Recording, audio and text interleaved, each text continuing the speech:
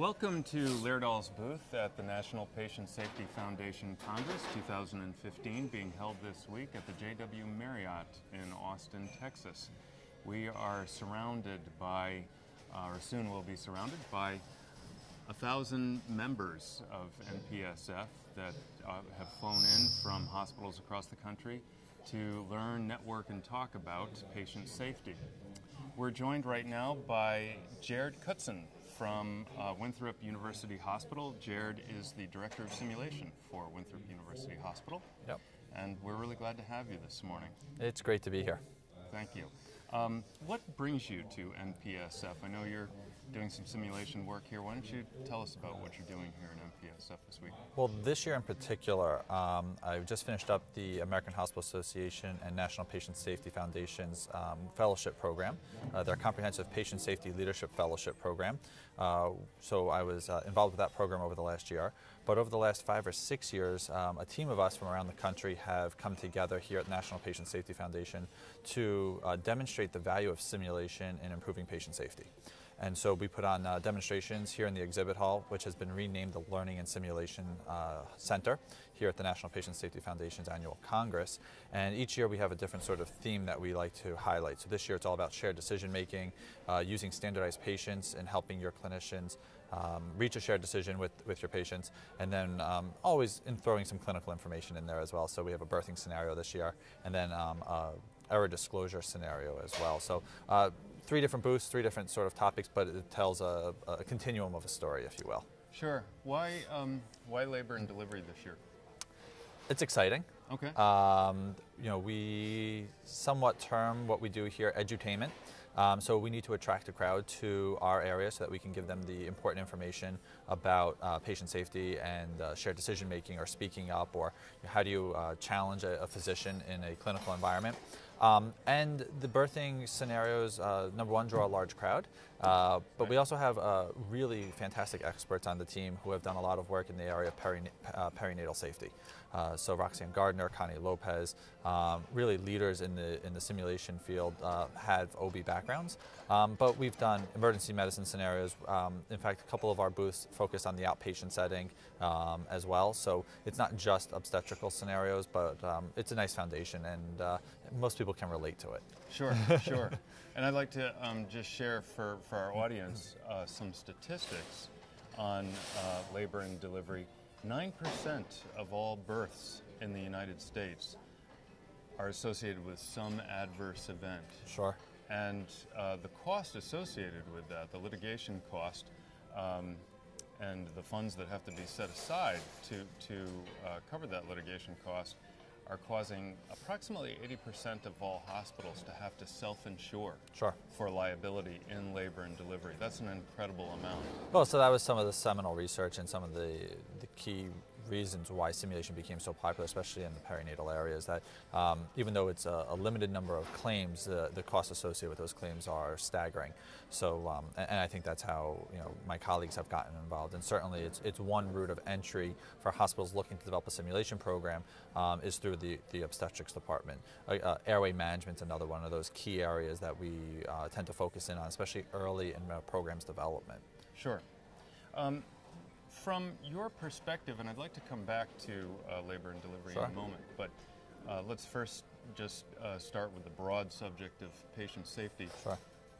What would you say are the leading, or maybe the leading, obstacle that healthcare is facing right now in improving patient safety, if we were to look at hospitals across the board?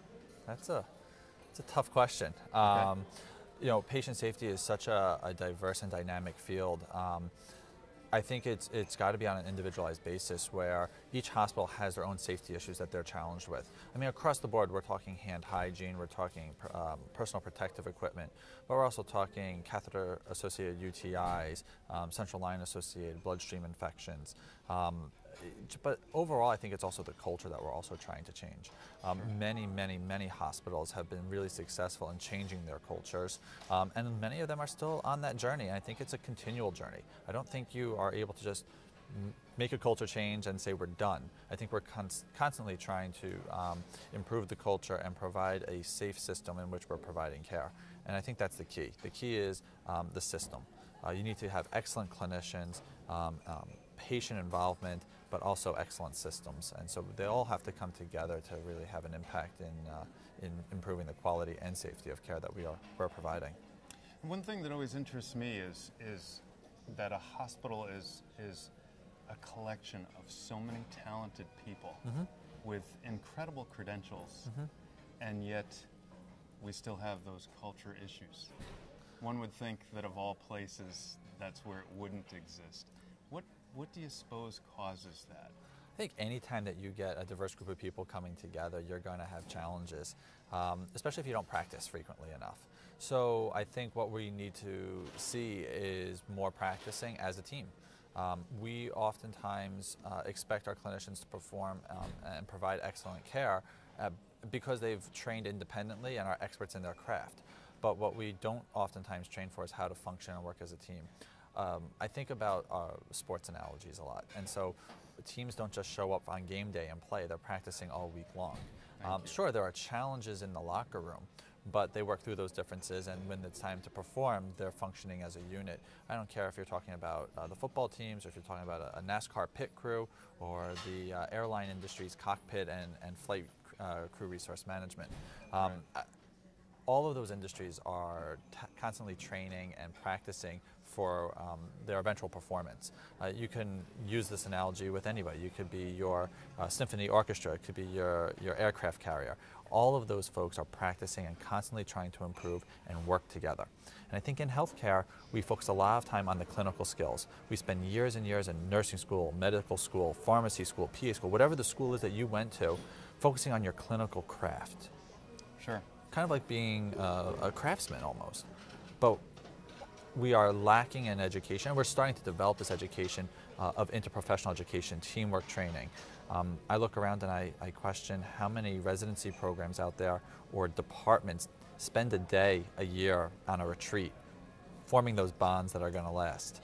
And I think that's really something that we need to look at from the simulation side of the house. You come to the simulation center, we provide this education about teamwork, but what else are we doing to foster this culture of teamwork throughout our organizations?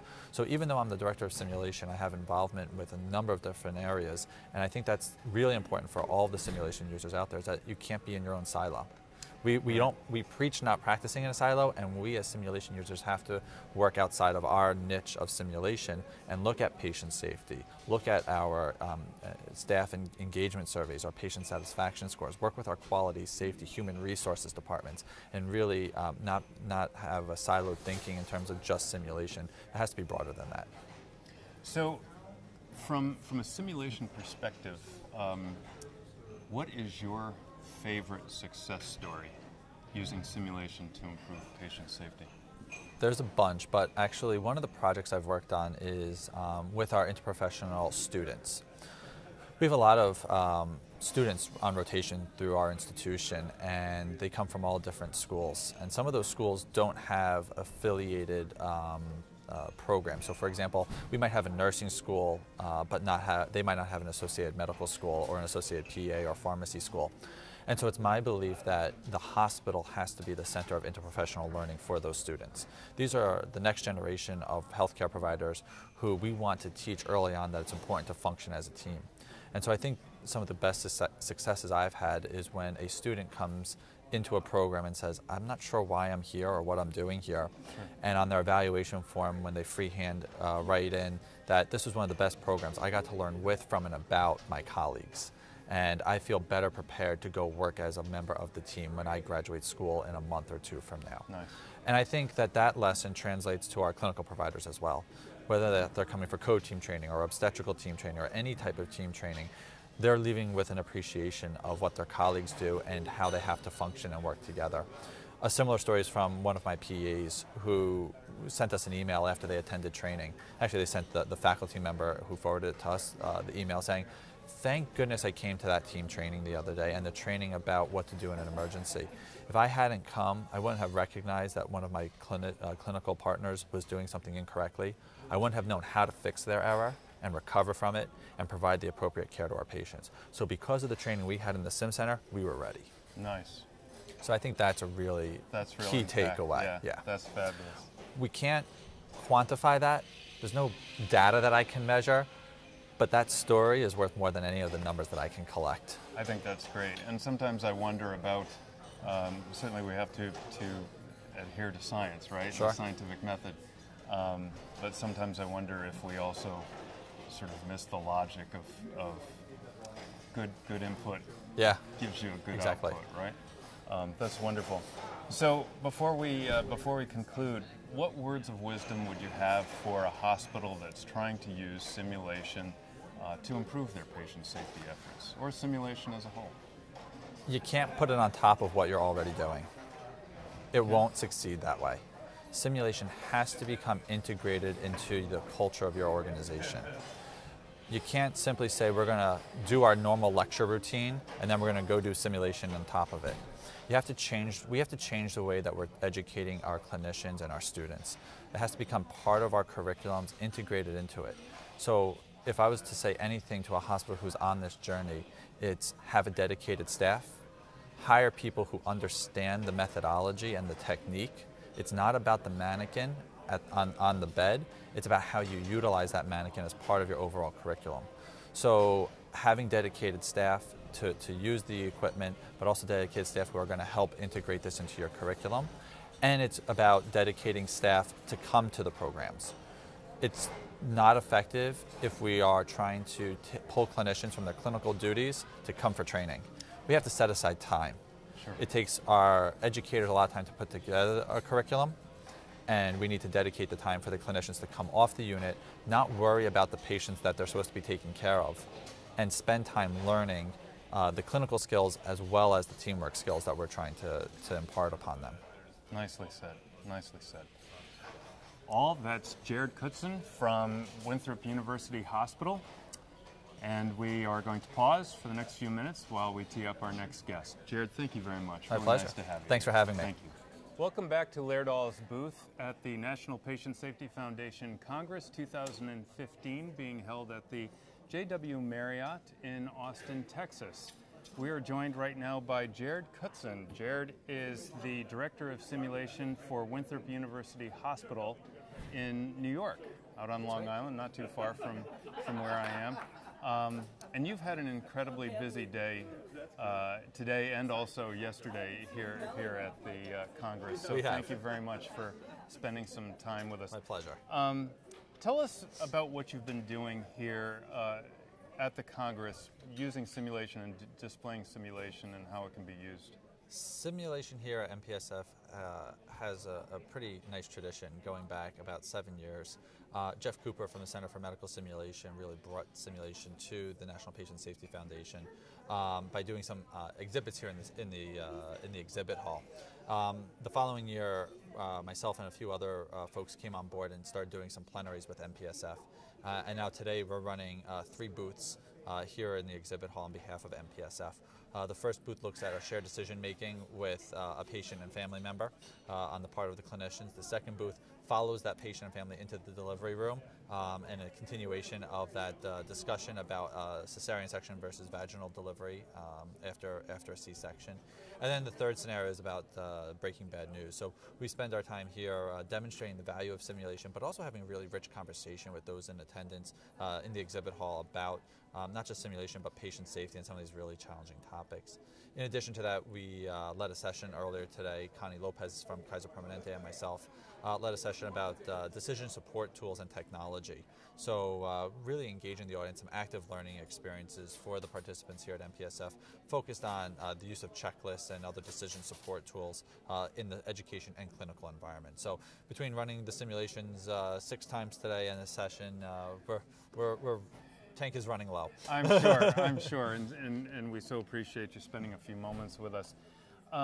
In terms of the simulation that you were doing for labor and delivery, tell us what happens at each station along the way as the scenario develops. So in the first station, we have an actress playing the role of a woman who had a baby. She's coming in for an ultrasound and has a birth plan that she's wanting to follow, which includes having another C-section. And we have to work with her to understand her mental model and why she wants to have that and help reach a shared decision. Whether that's a VBAC or a C-section, that's not up for us to decide, but it's really important that we work with the patient to reach a shared decision with them. The second scenario is all about the birth and this emerging case and having to change the plan in the moment and working with the patient so that we are on the same page, and then the role of one of the clinicians in that moment to speak up to one of the other clinicians and question what they're doing. Not that what they're doing is wrong, but just advocating for the patient using specific tools. So we're advocating the use of some of the Team Steps tools while we're here as well. So we have a number of different objectives that we're trying to reach while we're here, and sure. A lot of it stems from the work that AHRQ does and some of the evidence-based programs. So you might be using SBAR, you might be using CUS, sure. You might be using TeachBack. Yeah, so from the Team Steps program, we're definitely talking about closed-loop communication. We're talking about CUS. AHRQ also has a program called SHARE, so about reaching a shared decision-making. Or a shared decision with your patient. So seeking the patient's participation, helping them evaluate different choices, assessing where they're at and what their options are, helping them reach a decision and then evaluating that decision. So we try to use evidence-based tools, and AHRQ has a booth here, so we're referring people over there for more information, and MPSF has their Ask Me 3, and so we're advocating for the use of that. So we're not advocating for any one particular tool or one particular methodology, just simply having these conversations before you're put into them in real life through a simulation is really powerful. Sure. Were there any aha moments as you went through the simulations today? Were there any aha moments from the audience where they just said, wow, I'm getting it, or I get a different view now, I get a different picture? I think every time we do the simulations, we hear something different from the audience. So we hear from them, oh, I would have done this, or I would have done that, or you should have done this, or you should have done that. And there's a number of aha moments from the audience. But even from us, the simulation users, we have aha moments all the time. We realize how hard it is to do this, to use some of these tools if you don't practice with them. And so we don't want to be too scripted. We have a general outline that we're trying to follow, but this is not a rehearsed play that we're doing. Each time we do it, we change it up. It has a different spin to it, and it challenges us to think about how we can deploy some of these tools in a clinical setting. And it's hard. It's hard to keep all of these mnemonics in mind and use them effectively in a clinical setting. So it's an aha moment for everybody when that happens. That's wonderful. You had mentioned you started about talking about MPSF's commitment to simulation, and there really is, as we look around, a lot of floor space that's been devoted to this, and a lot of time sure. By you and others to put this together and bring simulation best practices to the audience here. Well, yeah, and I don't know, we try and advocate for best practices. We go a little bit into debriefing and asking some good questions and having a briefing. But at the end of the day, what we're doing, I kind of term it edutainment. It's educational, but it's also entertainment. And that's sort of the hard thing about doing it in the exhibit hall. We can't always demonstrate best practices, but we can start the conversation. Sure. And that's really what we're hoping for. And when you talk about floor space, you're absolutely right. I mean, MPSF has basically set aside the equivalent of 16 booths for in the exhibit hall for this purpose, and that's a huge commitment, both in terms of getting equipment, getting people to be involved with this.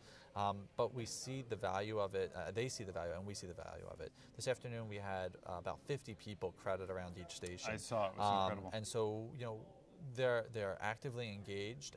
We have checklists that they're using for the scenarios. We turn to them and get them involved as active observers. So it's a real win-win for everybody. They get to see simulation, we get to promote simulation, but we begin a really good discussion, and our hope is that they take back what we started here and think about how they can do this in their organization. Whether that's the use of standardized patients, whether it's use of the hybrid simulation, we're using a birthing prompt along with a standardized patient, whether it's a high technology simulator, a checklist, a specific tool to help with communication. Our goal isn't necessarily to just promote simulation, but it's about go back and take what we're doing here and implement it in your own organization and do it the best you can. Sure. Well, you've been very kind to spend so much time with us, and really appreciate your commentary, really appreciate your commitment to the use of simulation and bringing it to the over 1,000 people that have represented hospitals from across the country coming here this week. Yeah, great. Yeah, and they otherwise probably, many of them this may be either their first time or their first time really seeing it in action. Others have seen it many times before, but it's phenomenal advocacy on your part and the part of others. So one of the things I think that's really valuable here in terms of the MPSF program is that these are patient safety leaders, and they know that they have simulation in their facilities, or they have a mannequin, or they have a department even, but they haven't really figured out how they should utilize it. And so that's really our emphasis here is you are the patient safety leaders. You have to be involved with your simulation programs. And if you aren't involved, go back and knock on their door and say, what can we do to help you? Because when patient safety, quality, risk management, simulation, when they all come together and collaborate, that's when we really have great successes and make giant leaps forward. No one's going to be able to do it by themselves. We don't advocate ever for clinicians to work by themselves, so we in simulation shouldn't be working by ourselves. So our goal, again, is just really to expose the patient safety community who already has these tools at their fingertips, a little bit more information about how to use it and how to go out there and do this with their own clinicians to improve the care they're providing. Well, we know that you're going to keep marching that ball forward, and you're going to cross the finish line. I've even just in what I've seen in how risk management has started to look at simulation in some sectors, we're seeing breakthroughs there, certainly seeing breakthroughs with quality management. So it's going to be a new world 5 years from now in hospitals and how simulation is used, I'm convinced. Yeah, and the team here is representative from folks around the country. We have folks from Boston, we have folks from California, Chicago, New York. So this isn't just one little corner of the simulation community being represented here. It's really a nice cross-section. Physicians, nurses, patient safety officers, really pushing the agenda of simulation forward. And it's not just me, but it's the whole team that's working on this, and with MPSF support. It's been wonderful to see. That is Jared Kutzin from Winthrop University Hospital, Director of Simulation. And that's all for today from Laerdal's booth at National Patient Safety Foundation Congress 2015. Join us tomorrow as we broadcast live from Austin, Texas at 12:15. Thank you.